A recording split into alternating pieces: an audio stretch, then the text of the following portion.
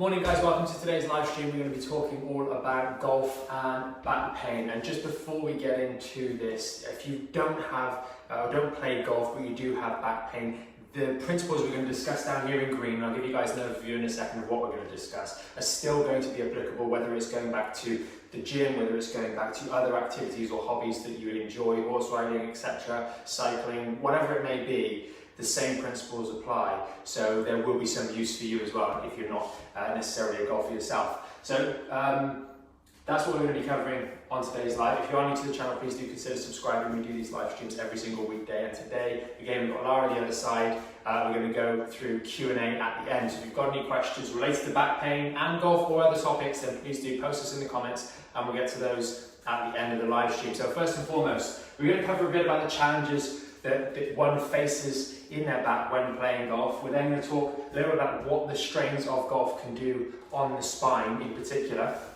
And then we're going to talk about what you should do, specifically with golf, as well as feeding in actual rehab practices around that as well, about sort of returning to golf in a way that makes sense. So this is, again, the bit that's going to be applicable to whatever sport it is. You'll find that there are going to be parallels, and I'll try and draw out a few examples to other activities as we go through the golfing one. As we go along. So first of all, what are the challenges that one faces when we're playing golf? The big one is going to be its flexion and rotation. We'll remember for these discs down at the bottom part of our lumbar spine, flexion is not a good thing. It puts more pressure on the disc, and then that rotation at the same time weakens the structure of the disc or puts strain on every other annular fibre because they're arranged in a perpendicular fashion. So as we rotate, we do put vulnerability on the disc, and if every other fibre is engaged in and stretched and pulled and more taut, if there are any strains, etc., as we put that flexion through the spine, we do run the risk of creating more issue down there. So that drive, etc., is going to be a problem. Just the flexion and rotation itself is the issue. Then we add in power. So you'll notice a little bit later on, that's why we're bringing some of the big clubs in later on rather than straight away. But it's that power that we've got that actually really can do the damage, because we've forward bent, so you've compressed the disc. We're then rotating, so we're weakening some of the discs, and then we're generating a large muscular contraction as we go through that swing to really put power into the ball, and that can really put a strain on the discs in particular. Now, just drawing some comparisons, when we do certain manipulations, and I was speaking to someone the other day about this, one of the reasons that I'm not a big fan of doing manipulations in the lower back if we have disc problems is because the process of doing a manipulation involves rotation, and maybe there's a little bit of flexion, maybe not, hopefully not, but there will be some movement. When you're taught to do these techniques and you're in this sort of position, you are taught to wind up to a certain segment, which does involve a little bit of flexion as we go through there, and then we deliver the impulse or the adjustment, the manipulation. So you'll see why that combination of forces, if we have a disc issue, we don't necessarily want to be doing that at a vulnerable level. So just a word of explanation there, something unrelated to golf itself, but there's those similarities again between the activities or the stresses on our spine when we're playing golf and other activities as well.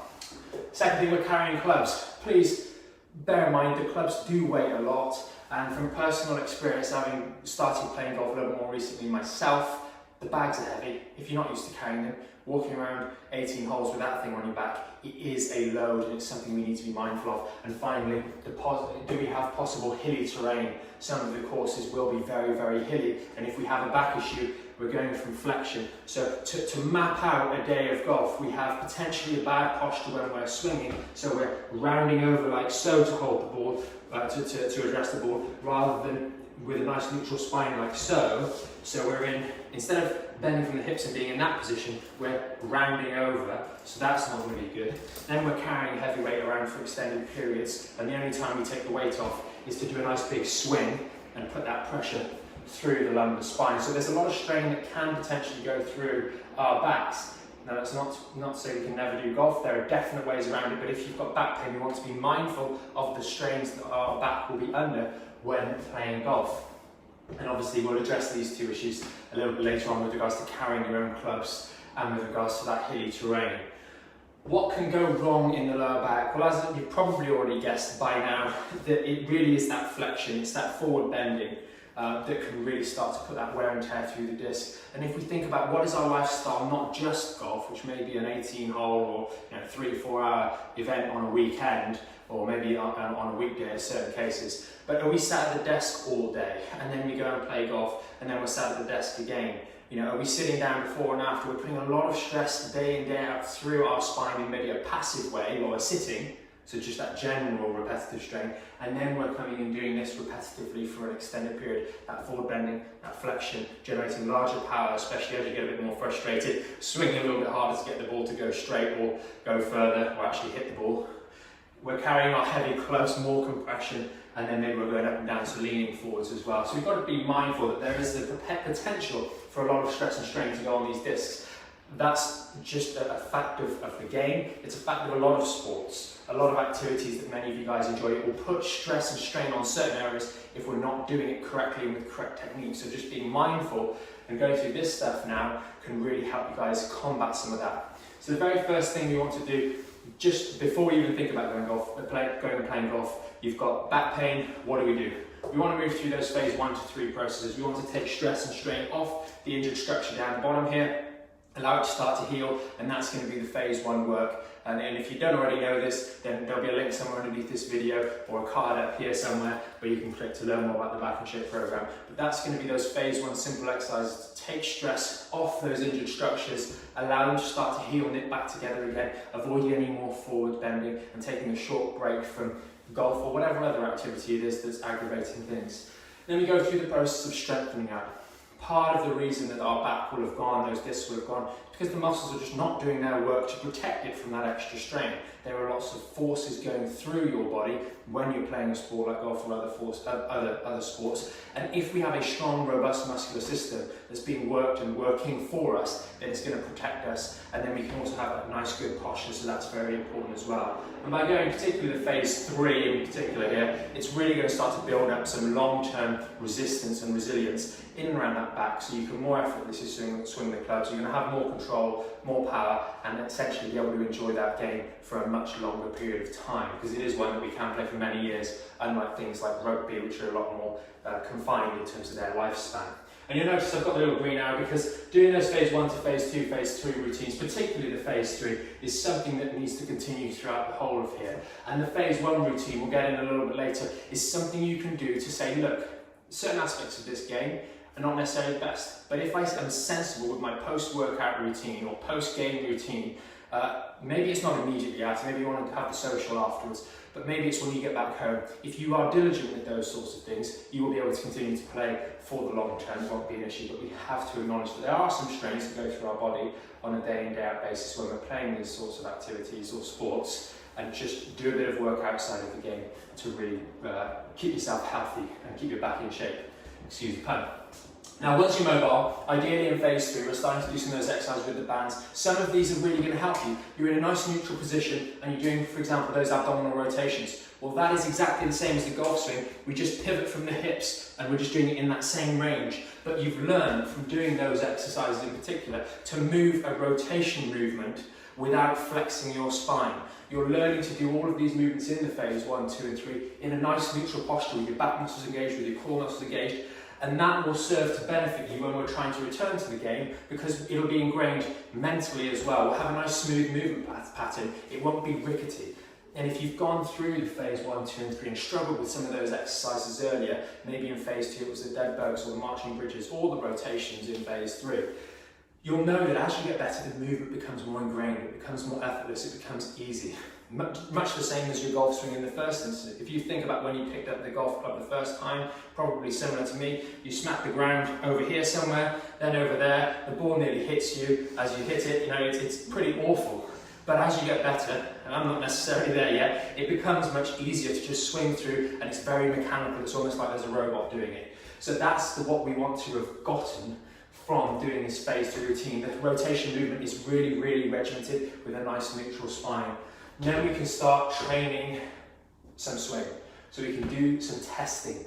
We go down the driving range first. You do not go, do you know what, I'm feeling good, I'm on phase 3, I'm strong, I'm moving around again, my back's a little bit bothersome in the morning, but I'm fundamentally feeling a lot more stable. I'm only going to do an 18 hole with the guys, I'm going to go and chill out in the pub afterwards. That's not a good idea, and whatever sport it is, jumping back in that way is not going to be a smart move.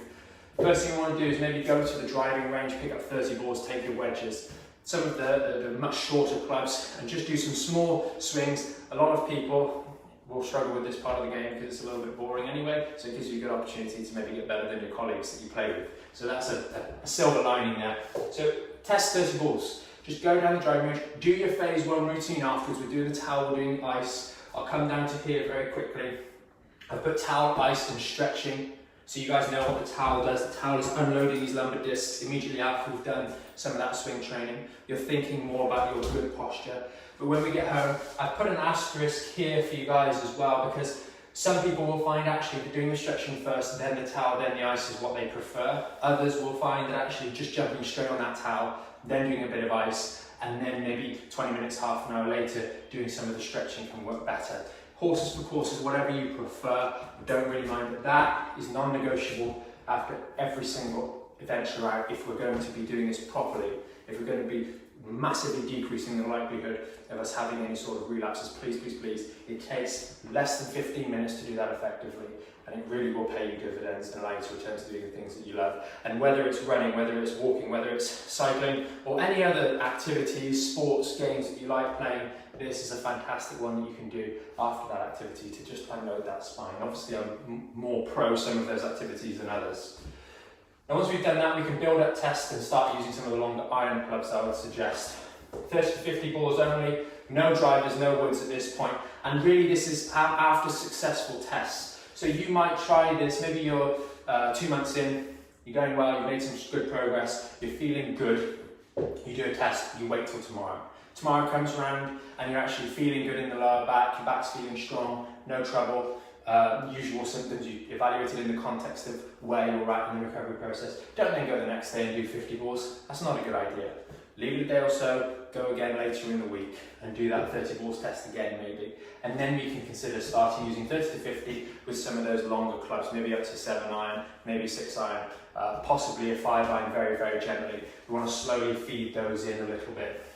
Once we've done that for a week or so and we're having no trouble, you might find that actually I went in and I used the 5 iron and the 6 iron, and those clubs, because they're a little bit longer and I was swung a little bit too hard, it's aggravated me a little bit, so I'll back off. But if you've done it correctly, you only have done 2 or 3 swings here, very safe, very, very secure. You might get a little bit of a reaction, so we'll back off. We won't be using those and we'll stay on that for a touch longer.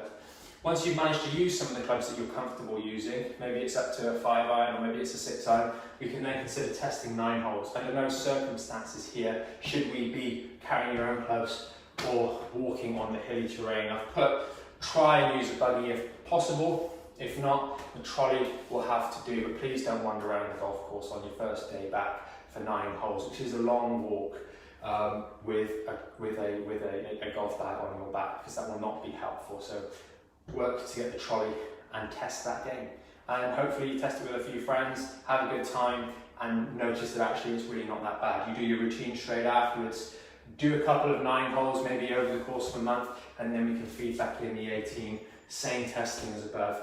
And ultimately, as you're going through this, you have to remember that we're also doing the phase 3. So as we're going down this chain of events, we're also getting stronger and stronger and stronger. So our muscles, we're giving our muscles time whilst having that trade-off with allowing us to get back into the sport, the game, the activity that we love, whilst we're also getting stronger as well. So as we go through these tests, we're in a better position every single week to do those tests and have a favourable outcome. So that's really, really important. And once we've maybe done 1 or 2 18 holes, just using some of the shorter clubs, you can still get around and maybe beat that bad guy that's in your 4, still even with just a 7 iron.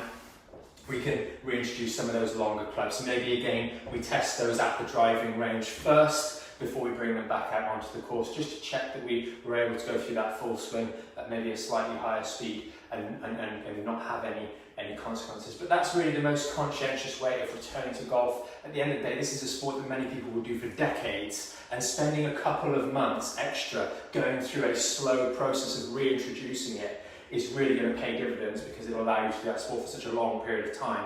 If you were doing something like UFC and wanting to get back into it, your career is only going to be a couple of years long potentially, then maybe this sort of delayed approach might not be the best option for you. But something like golf, where we can play it for decades, it's really worth going through this properly, and you may find that actually going through that rehab at the same time, getting some proper work done on those muscles and that posture, and getting that rotation through with some of those abdominal rotation exercises, you might find you come out of this with a longer drive, a more accurate drive, and a better overall game. So something worth bearing in mind, and that is pretty much it. Just to recap, the big challenge with golf is we have a lot of flexion, rotation and generating force as we're going through that rotation, and we're potentially carrying bags and on hilly terrain.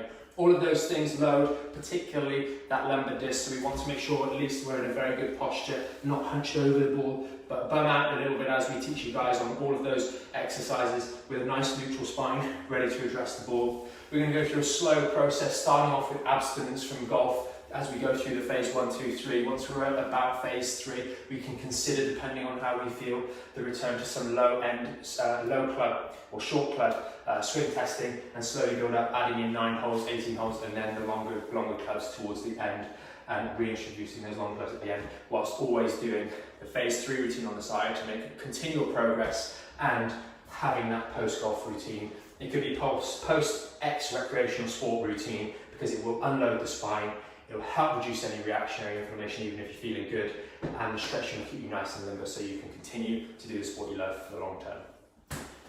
That's pretty much it. Okay, brilliant. Good morning, everybody.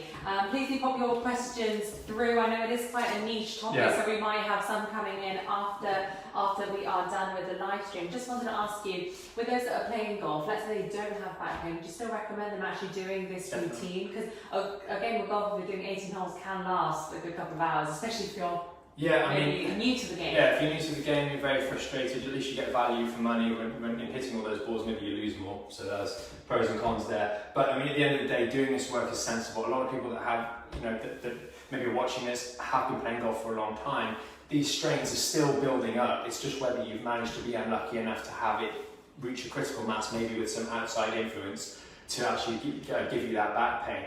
It's a sensible approach, working on actually building up some of the strength and stability in that area so you can enjoy the game and have a more pain-free process, and also have longevity in your career or in your practice. So even if you do or don't have back pain, the process in terms of the actual back and shape exercises are going to provide more stability for your back so you can be safer with regards to this activity. And as Lara said, I do appreciate this is a bit of a niche topic here, so if you're watching this after the fact, you're not watching it live, then please do post any comments underneath, because we still read those and reply to those. And if you are sort of an avid golfer, and if you felt a twinge, how long should you kind of rehab your back before you get back into either the driving range or playing golf? Like, how much time off would you say doing this? If you've had sort of a minor twinge, well, firstly, if you're an avid golfer anyway, I would be doing this routine afterwards, period. And that will help really do a good degree of work to actually keep things at bay, doing a bit of stretching on the towel straight afterwards. But if you do feel a twinge, it's a minor thing in the game. Chances are you're not playing golf every single day. Generally, that's going to be difficult to negotiate with other halves in particular. So you've got to bear that in mind. You won't be playing every day, but giving yourself that good week to recover, do some good activities, maybe get in and do some of these phase 1 exercises for a few days just to be sure. And depending on where you are along the phase 2 or 3 process, doing some of those exercises to start building things up would be helpful. Okay, brilliant, awesome. Yeah, I think that is everything for today. Wonderful. Awesome. Cool. Well, thanks so much for joining us, guys. Hopefully you found this one helpful. I do appreciate, as we've said a number of times, that this is a bit of a niche topic, but returning to golf, this could be X and back pain, X sport, X thing I like to do and back pain. Notice how we've taken some simple reintroduction of activities, of very low intensity activities, and started to build them up through that testing protocol slowly and periodically, while simultaneously doing that back in shape phase 2 and 3 routines at the same time to build up that strength and stability in our system, so that as we get to the more advanced tests, we're just increasing the likelihood of us being stronger and more able to successfully go through that test without any kickbacks. Lara, have a question? Yes, just a quick question here from Michael on Facebook. Yes. He said, very informative, thank you. Are there any stretches that we should do in addition to the phase 1? And should they be carried out before and after? Great question. I do think a little bit of mobility work, just standing up in a nice and neutral position, just maybe with the club over the back of your shoulders, just to get a bit of rotation in, just nice and slowly will help. You might find a little bit of static stretching, but as you might be aware, Michael, we're currently working on the flexibility protocol, and some of the static stretching maybe isn't necessarily the best thing to do, it would appear, right before a workout. So you might want to not necessarily go down that route. Get warm, get the body temperature up a little bit, so maybe just go for a little walk, a little bit of movement, just to get the body temperature up, because that does help with dynamic flexibility, i.e. the flexibility within motion.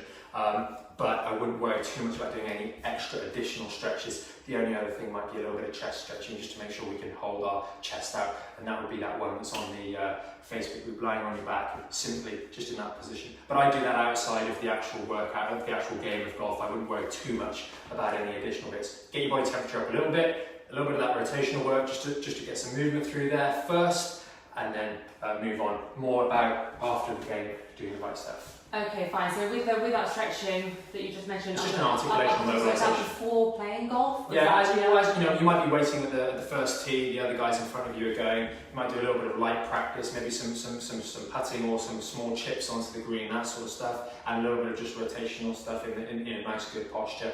Try and get a few of those small swings out, because I've got Laura and I use a heart rate monitor, so we're constantly measuring our heart rate, and then when I go to the driving range, even some small chips as you're going through it. It's movement, it's focus, it does get your heart rate up a little bit, and that will be sufficient to get your body warm. I wouldn't get out of the car, put your shoes on, go straight to the first tee with the driver and hit it. That would be a bad idea.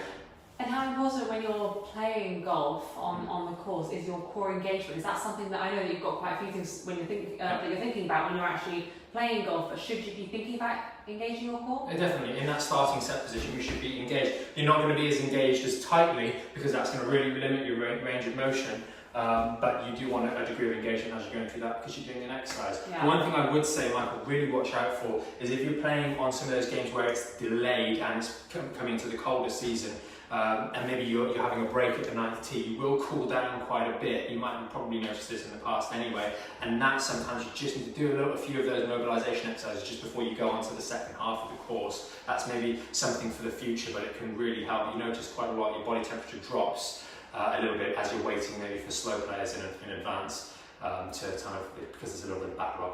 Okay, awesome. Cheryl's asked here, I've just started walking on the treadmill each day. Should I do the stretching before or after my walk? Do them after. So, same principle. So in your case, Cheryl, it's the treadmill, and we're just going to do that post-treadmill routine, the phase 1 routine that you'll be used to. Please, please, please do not be walking on an incline. A lot of people, when they go into treadmill, they walk on a slight incline. That would be a very bad move. I know you do that to make it a little bit harder, but you may not be doing this, Cheryl, but just as a warning, please don't go onto incline walking. It's not worthwhile doing. Keep it on the flat, and that'll be much better for you. Okay, awesome. Anything? Brilliant. No, I think that's everything. Really hope that helps you, Cheryl and Michael. Yeah, thanks so much for those questions, guys. Really, really appreciated. Hopefully you found this one helpful. Again, if you still have any questions, then do post those in the comments, and we'll have a look after the video's finished processing, whether it's on Facebook or YouTube. Thanks so much for joining us, and we will see you guys tomorrow with another live stream. Thanks for watching.